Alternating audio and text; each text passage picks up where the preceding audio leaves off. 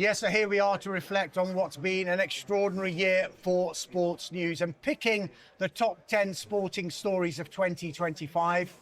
Well, it's been a daunting task, but fear not, because we have 4 sports journalists who between them have covered thousands of stories in 2025. We have David Ornstein, Jonathan Liew, Martin Samuel and Shebahn Aherne. Welcome along to you all. There have been, let's just say, a lot of toing and froing and a lot of debating about what these 10 stories would be. We debated, we ranked them, and then we debated again. And finally, we came to our final 10. And I'm sure everyone around the table and everyone watching at home will agree that we have picked the right 10 and there won't be any controversy at all. Well, or maybe not. Well, we're going to start with story number 10. Jonathan Liew and Martin Samuel, you have a cracker there that you are going to pull. So no budget pull the cracker and reveal. Look at this. Story number 10. Here we go. from Martin. Oh, it's me, is it? You have to wear the hat as well. Here we go. Ruben Amorim leads Manchester United to their worst season in 51 years. Yes. Is the punctuate the Christmas spirit. Yes. Absolutely. So Martin, let's start with you on that because it was a 15th place finish for Ruben Amorim. Admittedly, he did join in November, so it was partly down to Erik ten Hag as well, but it wasn't a good look for Manchester United or Amorim, was it? No, it wasn't. In his defence, he didn't want to come. He didn't want to come then. He wanted to come at the end of the season. He wanted to come at a time when he could then prepare the players and prepare the players for the way that he wanted to play, which is very, very specific, the way he wants to play. And Manchester United basically gave an ultimatum, which is, look, if you don't come now, we're going to fill the position and then you might not be able to come at all. So what choice did the man have? Yeah. So he went, and sure enough, switching to this very, very specific way of playing that didn't suit the players he had at the time, turned out not to be the smartest thing in the world for Manchester United to do. It takes some doing, though, to run Manchester United so poorly that you end up coming where they came last season. There are many reasons to scrutinise Ruben Amorim. Some of his public comments calling it the worst Manchester United team in history, and there are some very interesting press conferences, and some of the results in 2025 have been catastrophic in a sporting sense. When you think back to Grimsby, that was probably an all-time low for them, and messing around on his little sort of tactics board, and Manchester City was brutal as well.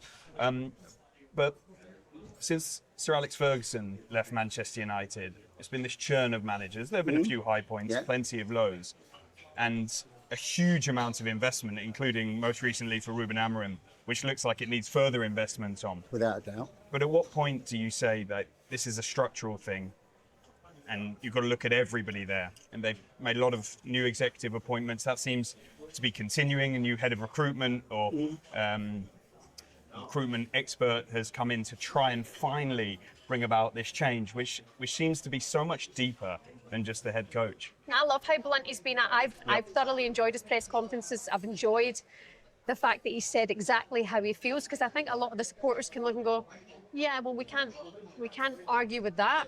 Do you think it's helpful though? He had a run about a month or so ago where there was the one about Dorgu where he looks terrified whenever he gets the ball. He looks anxious. There was one about Cunha about he's obsessed with his statistics. He's obsessed with his goals and assists, and you're thinking, okay, I get that. I get the issues. Do the players want that discussed? Do you really want your manager to go in and go, the problem is whenever he gets the ball, he looks frightened out of his life. You don't. Is he wrong? No, he's not wrong. And as a journalist, I'll go ahead and tell the truth, mate. I guess the question is when, recently he's been perceived as criticising some of the younger players at the club. He sort of referenced his goalkeeping coach. I would rather use George Vital, he said, over somebody that's not willing to apply themselves. So there's being honest, and I think that's been refreshing, and it's endeared him to a lot of Man United fans. But then there's maybe crossing a few lines that have perhaps reflected on his relative inexperience he's learning on the job? I mean, I get an email every day, like in my spam folder. It's from some betting website, and it's some ex-United player who has produced some quote. And Ronnie Warwork thinks that Kobbie Mainoo is being neglected at Man United. Wes Brown thinks Aherne should do this. Like Quinton Fortune has this to say about the new tactic. There is this noise, this constant noise around United. And that's what makes it so hard. I think the problem is players go to United and get worse, and they leave United and get better. You see the likes of Rashford, the likes of McTominay, Højlund has left for Napoli, and it looks like they're in this sort of rainbow unicorn universe where they're just absolutely loving life again. And that's the problem. That's the culture that Aherne has to fix, and it takes years. Now, Jonathan mentioned that there's always a lot of noise with Manchester United. No doubt that noise will continue in 2026, but for 2025, they are number 10. Let's move on to number 9. David and Shebahn, you have got the cracker here, so let's get cracking. Okay. Sorry, David Armstrong. Oh, It's Last word. time-honed technique. I'm good at that. Did you get crayons? Is it in there? We didn't get a present. Okay. Number 9, England win the Controversial. Women's Rugby World Cup on home soil. Let's put this on just for this story, shall we? Yes, why not? Because Queens of Rugby and the Red Roses, for me, is one of, if not the standout moment of the year. Not just for the fact that the way they went through the competition, the way they beat Canada, the way they get back to winning the world title, but in the way that it just got everybody together. And I know that sounds cheesy, people might have a problem with it, but it was magic. It was magic, you know. Ellie Kildunn, the players that are around her, all being able to show their personality, asking for those to come along to the game and wear cowboy hats and cowboy boots. And sometimes in sport, just talking about Man United there, it gets so heavy that you forget that it's meant to be about entertainment. And I think the Red Roses just brought such a feel-good factor over the summer, and everybody was on side. I mean, I'm a Scotswoman from the Irish background, and even I wanted the Red Roses to win. It's stunning to see Twickenham sold out, the biggest ever attendance for a women's rugby match in the world. I think the second biggest ever Rugby World Cup final attendance for either the men's or the women's. And I think television records were broken left, right and centre. It was the most watched rugby match this year, 2025, which takes it above some of the England epic battles, which there have been quite a few, and also the Lions and Six Nations. So that shows strides are being made. And it's years in the making as well. I mean, this is worth pointing out that this goes back 6 or 7 years. And it's a triumph of vision, and it's a triumph, above all, of investment, actually. So about 6 or 7 years ago, the Red Roses aren't this dominant force. They're a good team, but they're not a dominant team. They're not consistently winning Six Nations. But two things happen. First of all, central contracts come in, so players don't have to fit in short-term contracts around their jobs.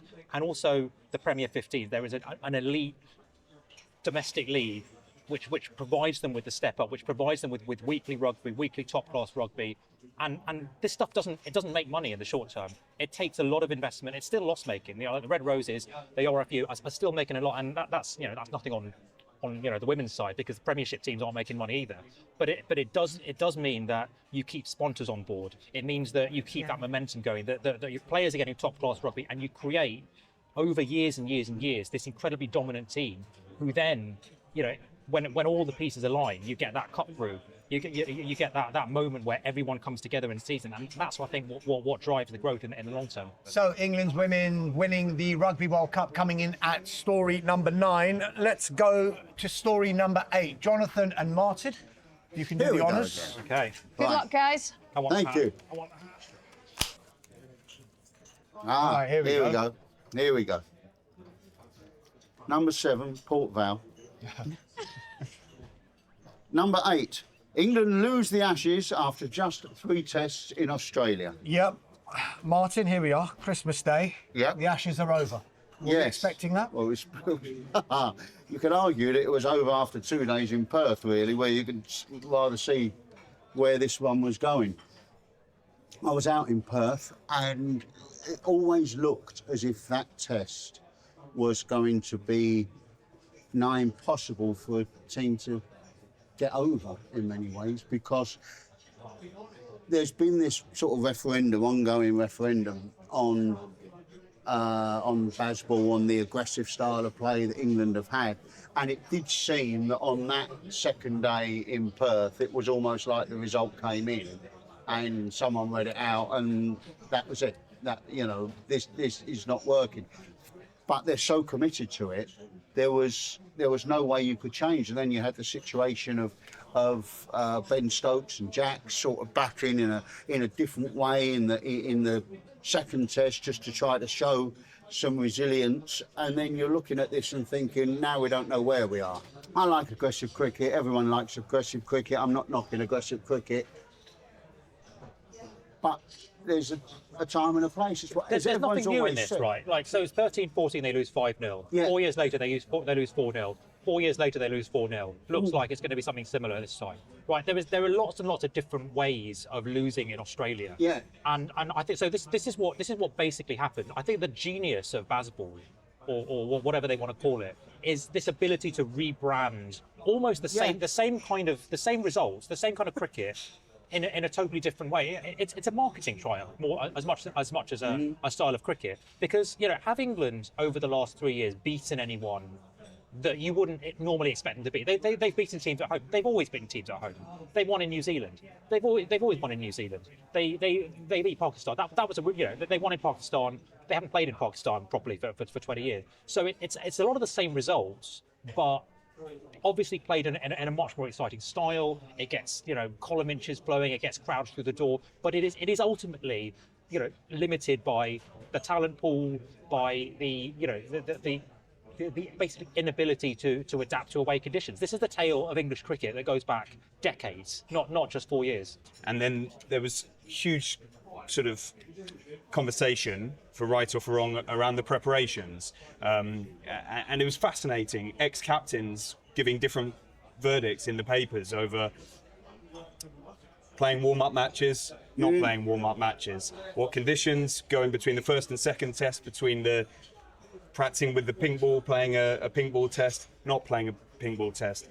Everybody's had their opinion, and the preparation that England put into it, this was the one. Bashir had been sort of cultivated for this test series, and for it to fall apart in the fashion that it has, with the expense that fans have spent to go over and support England. And now the obvious questions are going to be over the futures of the key protagonists. I think whatever comes next, and I don't see Stokes and McCullum both carrying on after this, whatever comes next needs to acknowledge what they did well, but also, I think, adapt it to the reality of modern Test cricket, because branding and talk and intent will only get you so far when you come up against those really, really tough tests. The Ashes debacle completes 10 until 8, and we'll continue our countdown of the biggest sporting stories in 2025 in a couple of moments. Yeah, welcome back to a Sunday supplement Christmas special, where we are counting down the 10 biggest sporting stories of 2025. Let's get straight to number 7. Jonathan, Martin, away you go. Here we go. Come on, Jonathan, it's your time.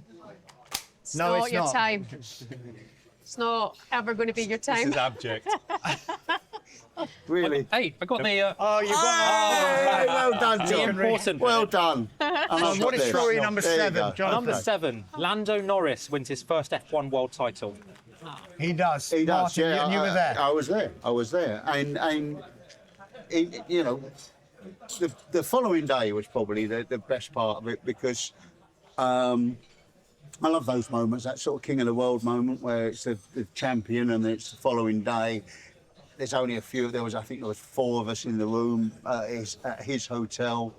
He's at the celebrations, and then you're sort of reflecting on the event and on his career, and it's a far more sort of reflective conversation. It's a far more interesting conversation. He was talking about the last, gets to the 3rd lap, it's 3 laps from the end, and he knows he's going to win, and he said he's not feeling anything. He said, I'm thinking, I thought I'd be feeling sort of more than this now. Yeah. I wonder, is this just going to be like nothing? Am I just going to feel cold about it? This thing he's worked all his life for. And then he said that by the time it got to the second lap, he just had this sort of almost like reel of his life, of everything. Wow. He said, and it just played for like the last 2 laps. He said, not just that season, but the whole thing. And he was talking about go-karting when it was just for fun and he wasn't any good at it really. And all of these things sort of coming back to him about his life and career. And it was just really fascinating. And the great thing, is he the best driver in the world? No, he's probably not. It's everyone knows it's Max Verstappen. But it's all about taking that advantage. Yeah. It's all about that one season, that one chance you get, and you've got to take it because it might never come again. And he took it. And him speaking about having that dream as a little boy, and now you mentioned what he was thinking about in those last couple of laps, it probably was all playing out. And then when he gets to the finish line, he gets out the celebrations, he's hugging his mum and dad. Yeah. It's just it's the beauty of sport sometimes. He's no longer being tipped as the future, he is the man, you know, and he's been able to do that for himself. It continues a rich tradition of British Formula One winners. I think he's the 11th. So he's not unique, but it's nice to see reward for that journey and the sacrifices that he's made. He was identified from a very young age. And I think Zach Brown was one of the earliest to sort of take hold of him and help him on his journey, and they've won together now. You cannot imagine the pressure he was under those last few weeks, the disqualification. And Verstappen, you know, coming back from over 100 points. Then you have the whole dynamic with Piastri, the internal politics. You have the pressure of wanting to do it for the first time, wanting to do it for your country, wanting to do it for your team, all the engineers, all the staff who work on your car all year. And for him to come through that, I think we saw a side of him that we weren't quite sure he had. That is what's going to stand him in good stead for the rest of his career. Yeah, magnificent achievement for Lando Norris, winning his first F1 world title. He comes in at story number 7. David, just let you pour your tea there. Getting ready for cracker number 6. Here we go. Shebahn's got 2 hats. Come on. There's a bit of, Oh, dear. Did we even get a crack there? Why couldn't the pony sing? Go on. Because she was a little horse. Okay, number 6. Yes. Okay, number 6. Scotland qualify for the World Cup for the first time in 28 years. Is this still the joke? Men's World Cup. It is Shebahn 28. Scotland, no party. Steve Clark's Tarts and Army, sorry. 28 long years. You probably can't remember it, can you? You can, just about. Just about remember it. This was a magical night, you know, it really was. And we had more lives than a cat, you know, going through qualifying. And do you know what? That squad is littered with outstanding players who have so much togetherness and so much ambition and love and are so patriotic. And I think that's why Scotland fans are so emotional about this as well, because we know the Tartan Army are going to travel to Boston and have the biggest party in the streets. And even if we don't come out the group, touch wood, we're still going to be there and we're going to be part of it. It's the first World Cup in 28 years. So we need to think more than that in the future. I think we need to be more ambitious because we know we've got the quality. But to be going to a World Cup and not missing out on that means absolutely everything to everybody in Scotland. It really does. Your point about the individual players there, Scott McTominay is an exceptional player. That's, you know, circling back to the first thing we talked about, an act of absolute lunacy to get rid of Scott McTominay. I mean, acts of absolute lunacy. Andy Robertson would have been England's left back for the last 10 years. I mean, I know it's not all about England or whatever, but he would have been. There's no doubt about that. They've got tremendous players, and you know, good luck. And mentioning that point on having that element of luck as well, did anybody see Denmark dropping points in the game before? No. The fact that we had lost that game and actually going into it and going, hold on now, this is do or die, this is Hampden Park, this game we win it now and we go to the World Cup. We don't have to, I don't trust us in qualifying going through that playoff. I wouldn't have trusted that. That in the end they rose to the occasion and it was spectacular. I mean, some of the best goals we've witnessed out of Scottish players for such a long time. I mean, the goals were stunning. McTominay. I think there's murals of him already in Naples, but there's murals of him in Scotland as well. That overhead kick was stunning. All of it was just in the fashion that it then happened, they got the job done. I wouldn't have wanted it any other way. I would have taken that stress all over again. The overhead kick is one of the best goals you'll ever see. And the way, Tierney popped up, another great player referring to the talent at Scotland's disposal. He's been afflicted by injury. And then he steps up at Hamden, and they were booed off in a couple of matches before at half time. There was scepticism. The football was not good. I think most Scotland fans would admit that. But then again, it wasn't lucky because they didn't rely on a playoff. They got through as group winners, and then everybody saw the draw and said, "Oh, they're gone now." But why? Brazil are probably at one of their lowest ebbs in modern history. So I think Scotland will not only sort of drink some of the USA bars dry, but they could cause a bit of a shock out there. Let's see if they do just that out there in the States. But that magical night has got them to number 6 in the biggest sporting stories of 2025. Let's get to cracker number 5. I think it's Martin and Jonathan. Oh. Yes, it is. There it is. All right. Here we go. Okay. Come on, Jonathan. Don't let the side down. And the sequence. Hey, there you go. No explosives. Oh, God. Come on. Number 5. Year of the Bird. Oh, yeah. Newcastle, Crystal Palace and Tottenham all end long trophy droughts. Yes, they did. Which one was the most romantic, the most magical, the most unexpected for you? Well, okay. I mean, there's probably 3 different answers for it. I think the most unexpected was probably Tottenham. I don't think anyone saw Spurs pulling that out in Bilbao, just the way they were playing the second half of the season. Romantic, I mean, maybe Crystal Palace. I think a club that has never won a major trophy, and doing it against Manchester City as well. Just the scenes at Wembley, like grown men and kids like crying and in each other's arms in the stands. Because I think if you're a fan of a really big club, you can't possibly conceive what it's like to have a moment like that. You get used to success. You can't know what it's like to bumble in around the Premier League and always be part of the background basically. Yeah. And to have one of those days when everything just comes together and a team you could be truly proud of that represents you, that represents its community and its local area. I mean that was an incredible moment. And then obviously Newcastle, you saw their fans taking over London. And I think that was a moment. I think that was a moment that felt like a kind of a coronation for that whole project. Ever since the Saudi takeover, they've been building towards that moment, and they've been threatening it. I think they'd lost a final before, and it felt like they had finally taken that next step. Jonathan mentioned the most unexpected was maybe Tottenham Hotspur, Martin, but within that, there's a story within a story, isn't there? And the story of Ange Postecoglou. Yeah, what a absolutely. 2025 he's had. Yeah. I mean, I was one of those. I felt sorry for him when he got the sack. It's very hard to look at what happened at Nottingham Forest and then say it wasn't the smart decision. But I did think the guy that wins Tottenham's first trophy in 17 years sort of deserved the chance to see what he could do in terms of taking them forward. And it was unexpected. I mean, you can't say that Newcastle, for instance, is unexpected because of the power and the wealth behind that team now. It had to happen sooner or later. I think Crystal Palace is the great one of those 3. I think something Jonathan said there, David, that the fact that Crystal Palace did it by beating Manchester City, you could look at the other 2 finals as well. Tottenham Hotspur did it by beating a giant in Manchester United.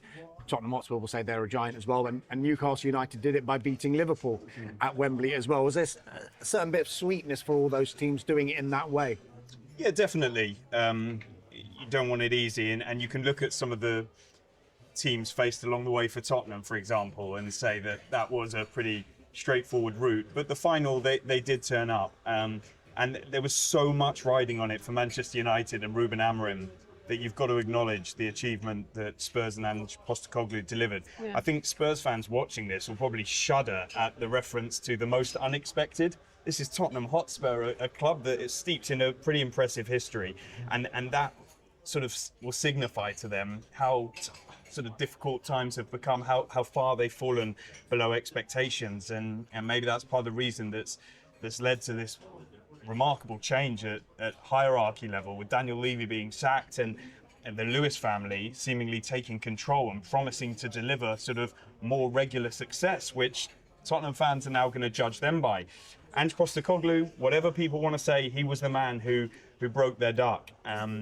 It really took its toll on him, like the way he almost like disintegrated physically in the news conferences, and the way he was speaking.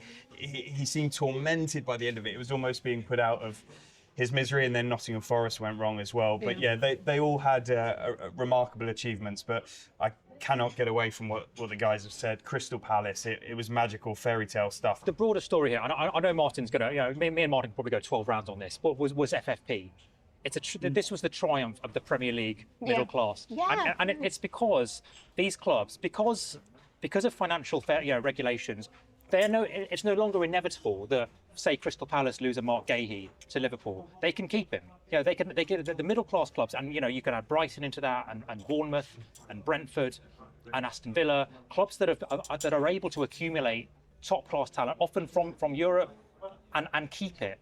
And that has allowed them. Maybe it's a fleeting moment, but the strength of the Premier League as a whole is what has generated these triumphs, because it's allowed middle class clubs to challenge the elite. So story number 5 is the year of the bird. Newcastle, Crystal Palace and Tottenham Hotspur finally ending their trophy drought. So we're into the top 4.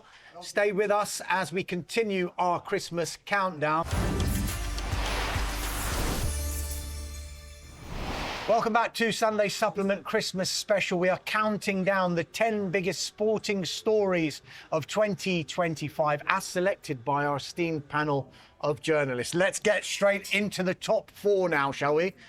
Jonathan, David, name of a footballer, that, isn't it? It if is. you can Let's give pull it a the go. cracker. Oh, Wow. 1-2 on the trot. And story number 4, Jonathan, is... Europe win Ryder Cup despite fans' abuse. Yes.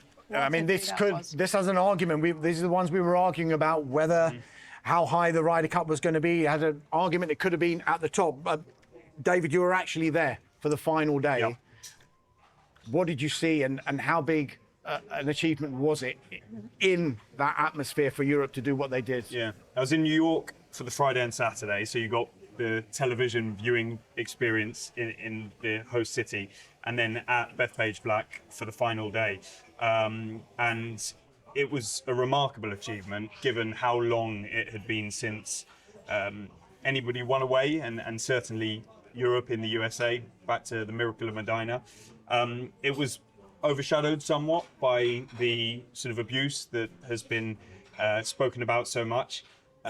Personally, I didn't notice that much of it, especially being there on the last day, where, because it had been such a story on the first 2 days, it was more light-hearted banter, and the sporting drama really took over, because Europeans turned up expecting it to be a record points margin of victory. Some of us wanted it to be competitive for the spectacle, but be careful what you wish for, because suddenly the red was creeping up the leaderboard, and it could have been one of the most spectacular turnarounds ever seen in the competition. Apart from the abuse that crossed lines and, drinks hitting Rory Mcilroy's wife, I think there is a place for some tension, some heckling, and I don't think it's the end of the world. It's almost become part of the Ryder Cup. The actual sporting excellence was off the charts from the Europeans. It really was. And when you see it up close and personal, and you guys have probably covered more golf than me over the years, it's just extraordinary, the level of skill, mental composure, and it bodes really well for the next Ryder Cup in Ireland. Luke Donald, undoubtedly one of the best leaders in British sport.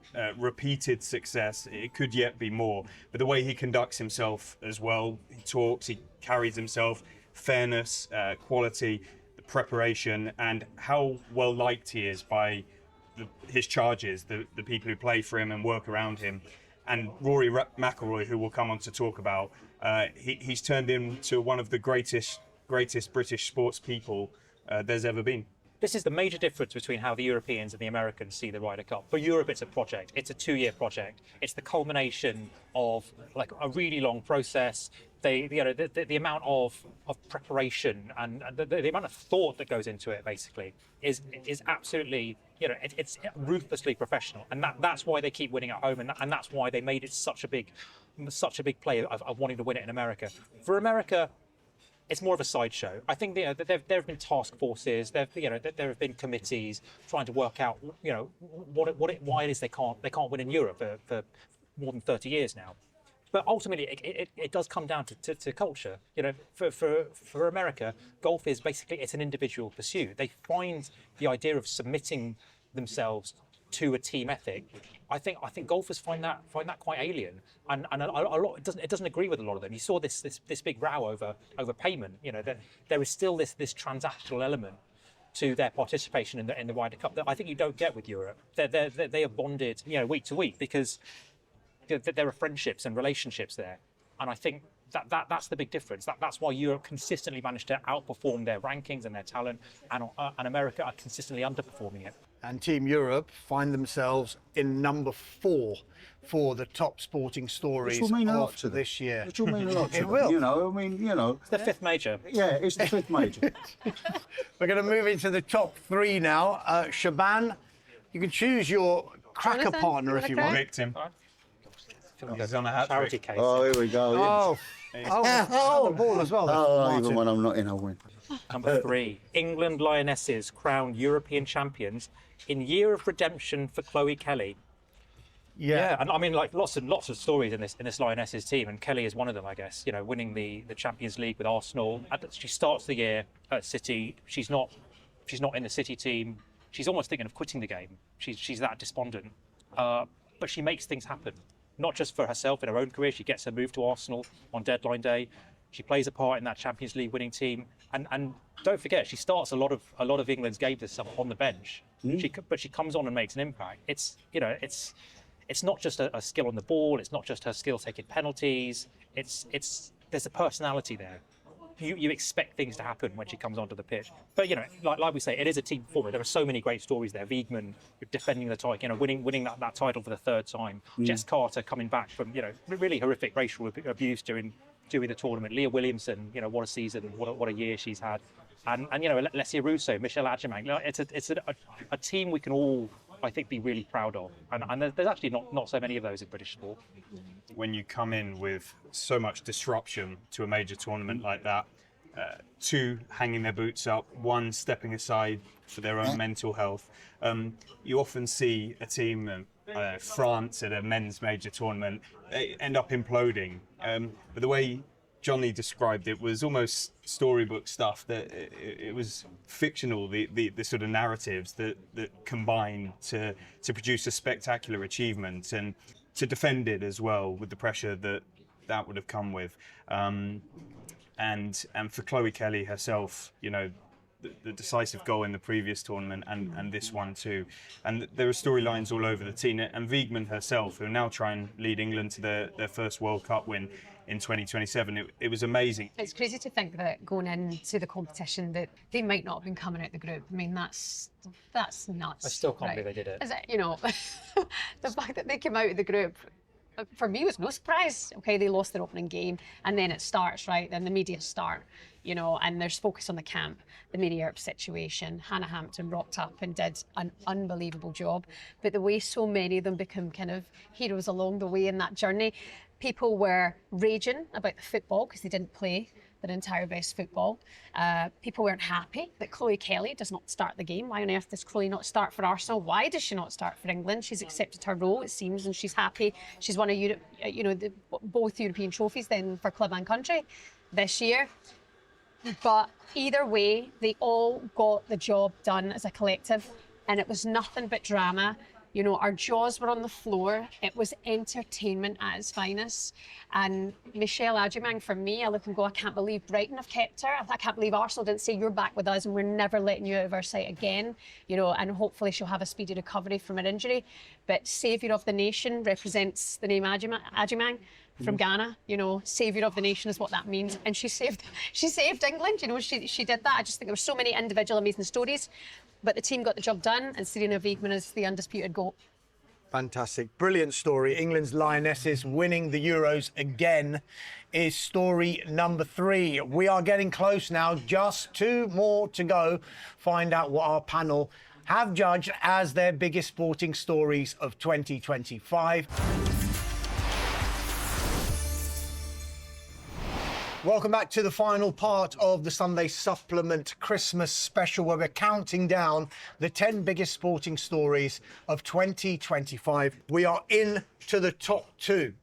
Jonathan, Martin, what have we got? You ready? Yeah. Oh, and a There pop we as well. go. Make a cake at Christmas, Johnny. There you go. Right, story number 2 is... Rory Mcilroy wins the Masters to complete the career Grand Slam. Yeah, Jonathan, this was a big debate amongst all of us about whether this should actually be number 1. It has come in at number 2. Finally for Rory Mcilroy. Like, I don't know. Yeah, as a journalist, I think you try and stay impartial. You want to sort of stay kind of above the emotion of it all. But this was one of those where you are literally just willing him to do it. Don't mess it up. And he didn't. He found something. He found this kind of inner strength, almost inner peace, I think, because the story of McIlroy's career for the last decade has almost been wanting it too much, trying too hard, and just letting these little errors creep in. And when McIlroy is in that zen state, he's in that flow state, he plays the best golf, some of the best golf I've ever seen. Going straight into that press conference after was, so what are you going to talk about next year? That was so good to see him in that moment where eventually he's got that off his back. The monkey is off his back, and the way that playoff happened, and Justin Rose had been so magnificent over the weekend as well. To see them go against each other, 2 people who have had a strong relationship throughout. But Rory, throughout his career, has always spoken about wanting to win the Masters, wanting to do that. And I suppose it's every golfer's ambition, isn't it, to do that? But he's always been there and thereabouts. He's always been consistently up there and consistently the voice and the spokesperson for golf. And to see him go into that final day and almost the world of golf on his side and everybody get behind him, and won that final putt, just taking off a decade of pressure, and ambition for him was amazing. It was just incredible. When you think about the Masters, it's the one he should have won first. Yeah. If you all those years ago when there was this, when he completely collapsed. So there was something rather sweet in, that being the one that he won to complete the set, and so few people have done it. When you look at the Grand Slam, well, people think that all the great golfers have done that over their career. No, they haven't. It's a really, really select bunch. McIlroy, he didn't come from a huge amount of money. He's a very a personable and relatable guy. He wears his heart on his sleeve. He's not like these US golfers who just sit behind their shades and their visor with two first names for for 2 surnames for a name and just power up the back nine and play really quite mechanical golf. He's a very human athlete, and I think that's what people warm to as much as anything he does on a scoreboard. He's done it. No one has to mention that again. I'm very, very happy. If he wins another one, if he doesn't win another one, this stands. This stands. He's done the Grand Slam in his career. That stands. Yeah, and as Shebahn said, I wonder what we will be talking about in 2026 with regard to Rory Mcilroy. But him winning the Masters, completing the career Grand Slam and golfing immortality is story number 2 of 2025. That leaves us to story number 1. David, Shebahn, you can do the honours. Come on. Do you want to? Please. You've No, read you're one the yet. winner. No, I'm okay, really. Who delivers presents to baby sharks at Christmas? Santa Jaws. Well done. Did you cheat? Well done. No, I just... So number 1, David. Yeah, number 1 is Liverpool triumph, tragedy, transfers, and Mo Salah. Wow. Yeah, so David, let's start with the triumph first of all, because Arne Slot, his first season taking over from a legend that is Jurgen Klopp, and going there and winning the Premier League title and a record equaling 20th top flight title. Some achievement. It was an amazing achievement that few thought he would do, that Liverpool would do in the first season post-Klopp. There was a sense that maybe Xabi Alonso was their first choice candidate, and that was a huge story at the start of 2024 when Klopp's news emerged. But the way Arne Slot integrated himself into the club, into the Premier League, with no recruitment in the summer of 2024 apart from Chiesa, and then powered through to take that Premier League title, I would say not in the face of the strongest challenge. You know, whether people think it was an inherited success with the bulk of Slot's squad and the spirit that they had, or Slot putting his own touch on it, and probably a bit of both. And the way he carried himself in that period as well, I thought it was the perfect start, but little did we know that the tough part was really to follow. Yeah, you mentioned the tough part, Jonathan, and after the triumph, the tragedy, and Diogo Jota's tragic death, and you could argue that they're still feeling the effects of that, and it can't be underestimated how much impact that would have had on Liverpool. Yeah, I mean, arguably they are still suffering. I mean, the start of this current season, I think they won 5 in a row, and they almost were powered on this wave of emotion because it had been such a turbulent summer. Not just with Jota, but with the incredible amount of transition and churn in the squad and what they did in the transfer window. It was a real emotional roller coaster, and I think what they did last season, I think, has been put into a little bit sharper relief by what's happened in the second half of the year. That we saw these 3 great players, Alexander-Arnold, Van Dijk and Salah. That there was a lot of ambiguity over their contract situation for a lot of that season, but they pushed themselves through it. And I think there was almost a sense of it was the last year of the Klopp cycle, that they wanted to push themselves and win this title. And I think the fact that all three players, Alexander-Arnold left, obviously, that they pushed themselves through it, and none of them have really been the same player since. I think it shows that was such a huge emotional effort for them to win that title, that I think they are still suffering the effects of that, and obviously, everything that happened in the summer. And they should. Go on. Sorry, I was just going to say, and they should be feeling that way. Life is so precious, and I can't imagine that every day they have to go into the changing room and the shrine to Diogo Jota's there. How that would affect you, how that would affect changing room. And you're right, at the start of the season, they were winning, last minute goals in games. They did that for 5 games in a row, right? Something like that. Correct me if I'm wrong, but they managed to get over the line. But then when the dust settles, you realise actually just that they may well be very, very hurt, what that team have lost. And what happened to Liverpool after the success of winning the title. You go back to even the trophy parade, what happened that day. And then Diogo Jota, and I even think about the Liverpool former women's manager, Matt Beard, passing away. That is a club that's in mourning, and it will affect them. It will affect the performance. And honestly, there's sometimes in football, I think we forget that they're human. And I've not heard any Liverpool players or nor Arne Slot come out and say that this has affected our team yet. No. And they won't. But they are entitled to be affected by that, and it's entitled to, it's probable that it will affect their season. I think. Yeah, I mean, and also the amount of changes they made in the summer. Yeah. Will be massively impacted by that, because if you imagine a player going into a new club and you sort of gauge the dressing room when you go in, who likes a joke, who all of that stuff that sounds like a cliche, but is very, very important in a dressing room, banter and that sort of those interpersonal relationships. And then you're walking into this dressing room that is unlike any dressing room you will ever have been in, and you can't tell when it's okay to joke. You'd feel very, very self-conscious about intruding on people's grief, but on that community as such. And how do you work your way in there when everyone has got a feeling this thing that you are not a part of? You weren't there, you didn't know the guy. So that makes it very, very difficult. It doesn't surprise me that Liverpool's recruitment this summer has been hit and miss. And David, if they wanted a calm end to 2025. Mo Salah ensured that that wasn't going to be the case. Yeah, well, this is trivial by comparison to such a serious topic as Jota's passing. But yeah, it is a big story in its own right. And Salah has been the constant of Liverpool's sort of rise and success. He's been the totem pole, the standard bearer, his goals, his assists, his iconic status, and everything he stands for.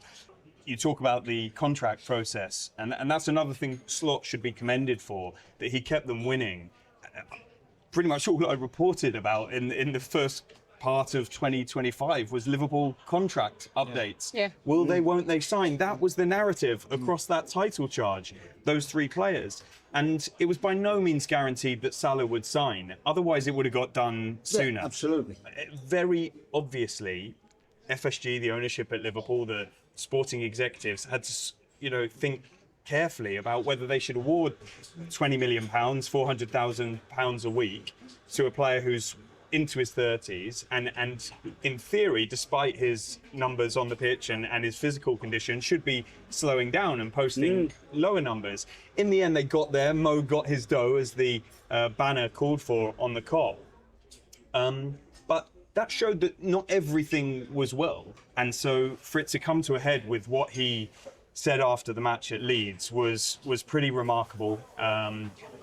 We now learn that Liverpool were aware, they were in conversations with Salah and his agent about an element of dissatisfaction about his game time, it would seem. This perception that he feels he should be guaranteed starts, which Liverpool are not going to give to anybody despite their legendary status. And now we enter a period that he's off at the Africa Cup of Nations, and it's almost a pause, a bit of calm. We'll see what happens when he comes back. Does he want to go? If so, there'll be no shortage of takers. But Liverpool have been really clear. Maybe it's a market stance partly, but I think it's genuine that they don't want him going anywhere. Yeah, I'm sure 2026 will bring some more headlines for Liverpool, but they are our top sporting story of 2025. We hope you've enjoyed our Sunday supplement Christmas special. Remember, you can see the regular show at 9 a.m. until 11 a.m. every Sunday morning. It just remains for me to thank our wonderful guests, David Ornstein, Jonathan Liew, Martin Samuel, Shebahn Aherne. Thank you very much, and thank you for watching, and have a very Merry Christmas and a prosperous New Year. See you soon.